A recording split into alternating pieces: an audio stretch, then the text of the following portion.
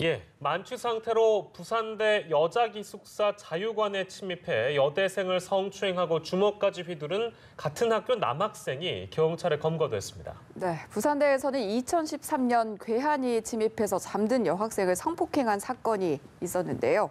5년 만에 또 이 같은 일이 발생해서 학생들의 비난을 받고 있습니다. 관련 내용 등을 전지현 변호사와 자세히 짚어보겠습니다. 어서 오십시오. 여러모로 참 이런 뉴스를 또 전달하게 돼서 좀 마음이 씁쓸한데 2013년에 이어서 또 이런 일이 발생했습니다. 같은 장소고요. 자, 먼저 이번 사건의 개요를 좀 살펴보겠습니다. 어제 새벽에 부산대 여성전용 기숙사에서 있었던 일이에요. 그러니까 새벽 1시 반경에 20대 남성 같은 학교 학생이죠. 예. 기숙사에 침입을 해가지고는 복도에서 여학생을 만나니까 강제추행을 했고 이 예. 여학생이 저항을 하니까 이제 뭐 주먹으로 폭행을 했다고 그래요. 예. 근데 다행히 그때가 기말고사 기간이고 지금 대학가 기말고사 기간이잖아요. 네. 그러다 보니까 학생들이 깨있는 학생이 많아서 밖에서 무슨 소리를 들은 사람도 있고 그 예. 폭행하는 현장을 목격했다는 사람도 있어요. 그래서 이게 뭐 더 이상 진도가 나가지는 않고 예. 다행히 그냥 거기서 종료는 됐습니다. 그렇지만은 지금 여학생은 상해를 입은 사안이고요. 예. 이 목격자 증언에 따르면은 어떤 남성이 여학생을 때리려고 했다, 뭐 계단으로 끌고 갔다 이런 얘기도 있고 예. 그 같은 시간에 그 대학 온라인 커뮤니티에 올라온 글을 보면은 누군가가 문을 두드린다. 지금 둘이 있는데 우리 무서워서 죽겠다. 누군가가 좀 찾아왔으면 좋겠다. 예. 이렇게 빨리 도움을 호소하는 그런 글도 있었다고 합니다. 네, 정말 학생들 입장에서는 상당히 걱정되고 불안할 것 같은데 그런데 이번 이 기숙사가 최첨단 보안 시설을 갖춰서 이번 학기부터 다시 개관을 했다고 하는데 어떻게 이렇게 구멍이 뚫린 걸까요?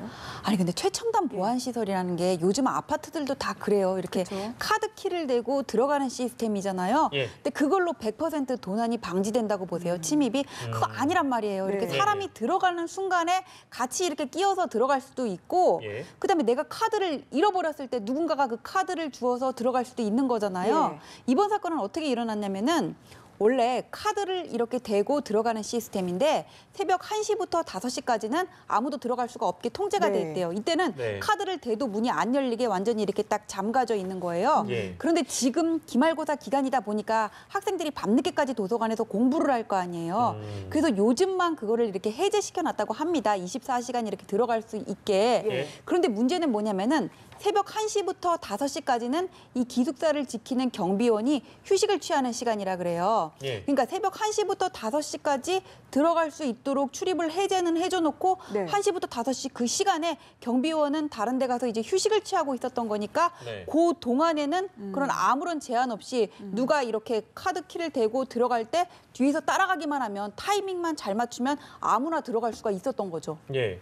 그러면 저는 이제 상식적으로 이런 의문이 좀 드는데 시험 기간이라서 오전 1시부터 5시까지 보안을 해제를 해둔 상태라면 매뉴얼을 손을 봐서 검문 매뉴얼 자체를 시험 기간에라도 1시부터 5시까지는 휴식 시간을 뭐 좀 변경한다든지 다른 시간대로 그렇게 옮길 수 있었던 거 아닐까 이런 의문이 좀 드는데요. 아, 그렇죠. 여기서는 지금 관리자한테 문제가 있는 거예요. 예. 경비원은 그때가 휴식 쉬실 시간이었거든요. 수는 있는데. 아니, 그러니까 왜 근무 시간이 주 52시간 지금 얘기를 하는데 예. 경비원 같은 경우에는 감시 단속적 업무라 그래서 예. 노동부 장관의 허가를 받으면은 근로기준법에 적용을 안 받아요. 예. 그리고 또 그렇다고 하더라도 24시간 계속 깨어 있을 수는 없으니까 휴게 그렇죠. 시간은 줘야 되거든요. 예, 예. 그럼 이렇게 경비원을 2인 1조로 해가지고는 한 사람이 쉬면 다른 사람이 그동안은 관리를 할 수 있도록 해야 되는데 예. 학생들의 편의는 봐주면서 출입은 해제하면서 예. 공무원 그 인력 확정에 이 기숙사를 관리하는 측에서 신경을 제대로 안 쓴 문제가 있는 거예요. 이거는. 그렇네요. 그리고 보니까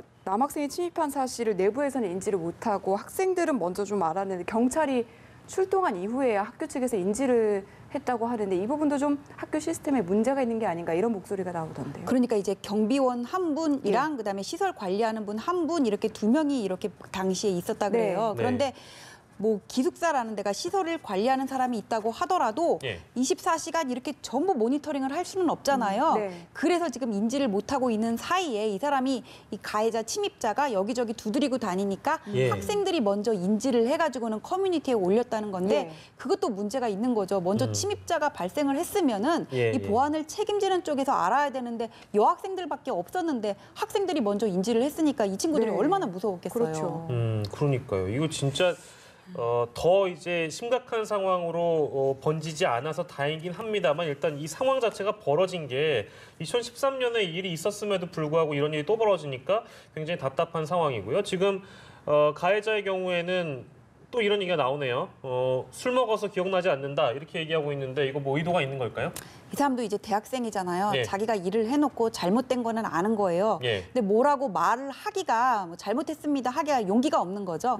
말하기가 뭐 하니까는 기억이 안 난다 이렇게 얘기를 하는 것 같은데 예. 주치 감경을 의도했는지는 모르겠어요. 예. 그런데 이런 대법원 양형 기준을 보면은 성범죄에 대해서 주치 감경은 배제하도록 그렇게 규정이 돼 있거든요. 예. 다 적용할 수 있는 게 아니에요. 예. 그리고 자기가 이렇게 기다리고 있다가 누군가가 카드키를 대고 들어갈 때 그 타이밍을 노린 거잖아요. 그러면 그렇죠. 이건 치밀한 계획 범행이라고 볼 수 있거든요. 만취 상태면은 그 상황을 제대로 판단하기가 힘들 텐데. 제 그러니까 생각에는. 만취해서 기억이 안 난다는 거는 사실이 아닐 수가 있어요. 그럼 지금 이렇게 기억이 안 난다 이런 거는 범행을 부인한다 그냥 이렇게 받아들여질 수가 있거든요. 네. 예. 그래서 이 학생 조금이라도 선처를 받으려면 지금이라도 범행 사실 전부 시인하고 예. 피해자한테 용서를 구하는 방법밖에 없습니다. 네, 일단 네. 뭐 술에 취해서 기억은 안 난다고 하지만 CCTV도 있고 목격자도 있는데 어떤 처벌을 받을 것으로 예상을 좀 해볼 수가 있을까요? 이게 죄질이 안 좋은 게 기다렸다가 타이밍을 딱 포착을 하고 들어갔잖아요. 네. 이건 예. 치밀한 계획 범행이라고 보여지고 그다음에 야간이었단 말이에요. 예. 그리고 범행에 취약한 피해자를 대상으로 했어요.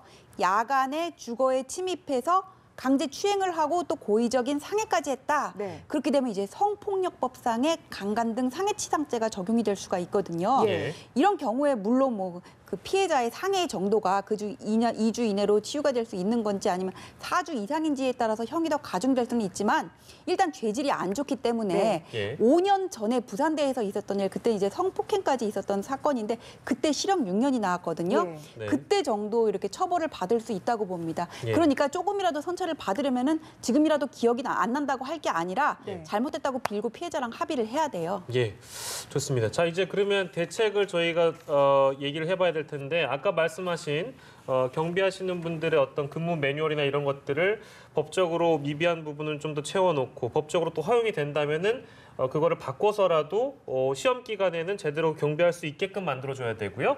시스템에 대한 부분, 그러니까 이게 뭐 첨단 시스템이라고 합니다만 아까 카드키 거론하셨잖아요. 그런 거 말고 뭐 일부 학생들은 생체 인식이나 스피드 게이트 이런 얘기 하더라고요. 뭐 이게 정확하게 어떤 건지 모르겠습니다만 어떤 대책이 필요하다고 보세요? 그러니까 학생들은 이 카드키는 잊어버릴 수도 있으니까는 예. 생체 인식 시스템으로 해가지고 뭐 지문이나 예. 홍채 인식 그런 걸로 해서 문이 열리게 하고 누가 들어갈 때 문이 열린 상태로 있는 시간이 너무 기니까 예. 빨리 문이 닫히게 해달라 그렇게 요구를 했는데 네네. 학교 측에서 묵살을 했다 그래요. 근데 네. 학교 측의 뭐 주장도 뭐 일리는 있어요. 왜냐하면은 문이 빨리 닫히면은 그걸로 또 이제 사고가 생길 수도 있고 끼임 사고 같은 거. 예. 생체 인식 시스템 같은 경우에는 이걸 등록하는데 어려움이 있다, 번거롭다 이런 거였는데 예. 이런 시스템을 도입한다고 하더라도 누가 작정해서 침입하려고 마음을 먹었다면은 이게 침입이 100% 예방되는 거는 아니거든요. 예. 그래서 이런 시스템을 좀 바꾼다고 하더라도 예. 여기에 더해서 그런 인력 확충은 반드시 따라야 됩니다. 이게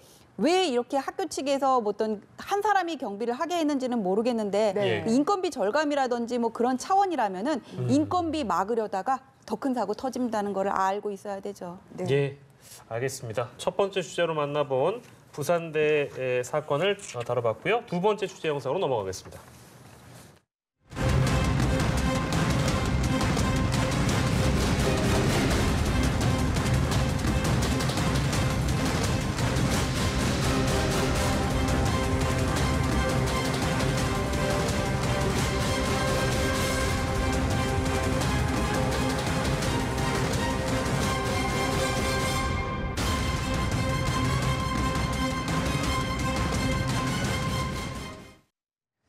네, 두 번째 주제 영상을 만나보셨는데요. 이 경남 진주 유통매장에서 계산원으로 일하시던 분이 7억 원이 넘는 돈을 빼돌렸다고 하는데요. 어떤 사건입니까? 어느 간 큰 50대 여성의 얘긴데요. 예. 어떻게 된 거냐면은 이 여성분이 2008년부터 경남 진주에 있는 대규모 유통 매장에서 계산원으로 일을 하고 있었어요. 네. 예. 그런데 돈을 보니까 나쁜 생각이 들었습니다. 어떤 나쁜 생각이 들었냐?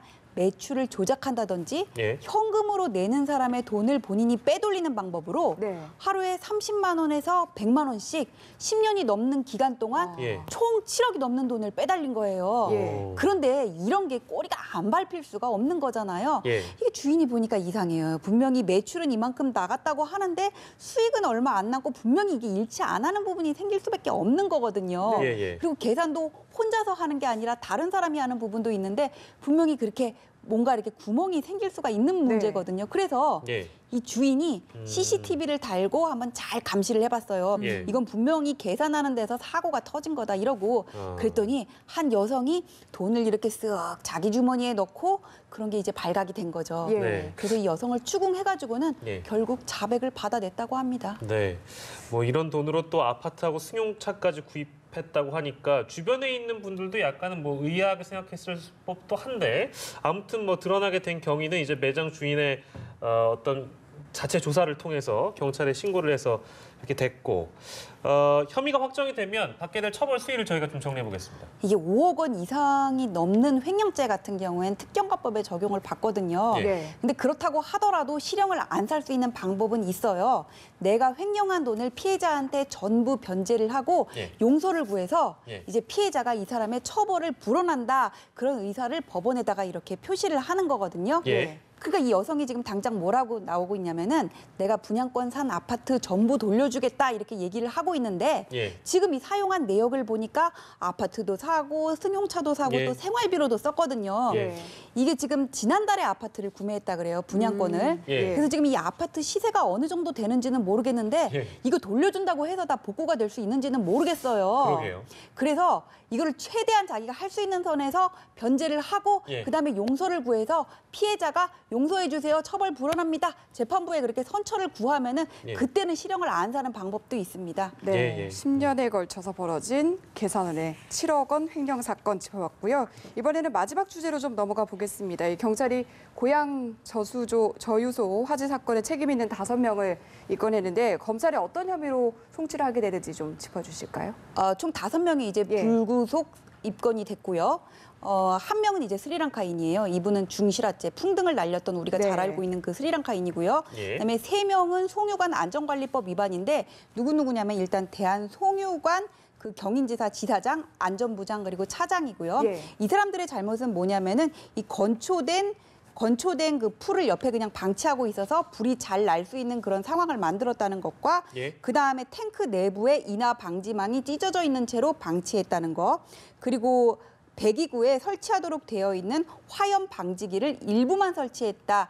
이런 사실을 가지고 이제 송유관 안전관리법 위반 혐의로 이제 입건이 된 거고 송치가 되는 거고 예. 그다음에 또 한 사람이 있는데 이 사람은 노동부의 특별감독관이고요. 예. 점검 일지를 허위로 작성했습니다. 이 사람은 그러니까 그 화염 방지기가 일부밖에 설치가 안 돼 있음에도 불구하고 예. 설치가 됐다 이렇게 작성을 한 거예요. 그래서 이분은 또 다른 혐의 직권남용죄와 허위공문서 작성죄로 지금 입건이 돼서 송치가 된 상태입니다. 네, 지금 상황까지 이 스리랑카 출신 근로자의 변호를 하시는 분들이 경찰이 무리하게 수사했다고 반발하고 있는 상황이고 내일 기자회견에서 어떤 내용이 나올지 좀 들어봐야 되는 상황인데 일단 지금까지는 경찰의 판단이고 검찰로 넘어가면 검찰이 또 따로 판단을 하잖아요. 검찰은 이 건을 그러니까 기소하게 될지 기소 여부도 궁금하네요. 그러니까 이 건이 지금 문제가 뭐냐면은 예. 이게 전체적으로 비출 수 있는 CCTV가 있어서 불이 붙는 것과 스리랑카인이 이거를 인지하는 게 전부 이렇게 확실하게 누구도 예. 부인할 수 없을 만큼 드러나면은 모르겠는데 지금 이 부분이 문제가 있는 게 뭐냐면은 첫 번째는 이 스리랑카인에게 과실이 있는지. 예. 근데 과실이 있는지 그다음에 예. 이 스리랑카인이 풍등을 날린 것과 화재가 난 것 사이에 인과관계가 있는지 예. 그게 지금 문제가 되는데 예. 경찰에서는 뭐라 그랬냐면은 예. 이 사람 인근의 공사장에서 안전교육 다 받아서 주위에 저유소 저장 탱크 있는 거 알았다 그렇게 예. 얘기를 하고 그리고 이 사람이 2분 만에 다시 이렇게 화들짝 뛰어가는 걸로 봐서는 예. 인지한 것으로 보인다 그렇게 얘기를 하면서 인과관계도 있다 그렇게 얘기를 하고 있는데 예. 변호인 측에서는 지금 그걸 부인을 하고 있거든요. 그래서 네. 제가 볼 때 여기서의 쟁점은 예. 그 스리랑카인이 목격한 위치와 예. 풍등이 떨어졌던 위치 그리고 발화 위치를 어떻게 분석했는지 그 자료를 보고 예. 이거를 가지고 스리랑카인이 그거를 인지를 했는지 예. 그리고 인지를 하고 뛰어갔는지 그거를 밝혀내는 게 관건이라고 봐요. 예. 검찰에서는 아마 이 부분이 문제가 될 것으로 보입니다. 예. 그러니까 풍등이 들어가 가지고는 화재가 났다는 거는 부인을 할 수가 없는데 예. 이게 내가 풍등을 날린 것과 화재가 난 것 사이의 인과관계는 이 스리랑카인이 그걸 인지하면서도 뛰어갔는지 이 부분을 밝혀야 되거든요. 예, 예. 그래서 이 세 위치 간에 어떻게 분석 자료가 나오는지 이제 그 부분을 이제 우리가 검토를 해야 될 것 같은데 경찰에서 이번에 발표를 하면서 예. 그 분석 자료는 공개를 안 했어요. 네. 그래서 예, 검찰 결과를 일단 좀 지켜봐야 네. 되겠습니다. 네, 검찰의 판단을 저희가 좀 기다려 보도록 하겠습니다. 세 가지 주제를 놓고 얘기 나눠봤습니다. 지금까지 전지현 변호사와 함께했습니다. 고맙습니다. 잘 들었습니다.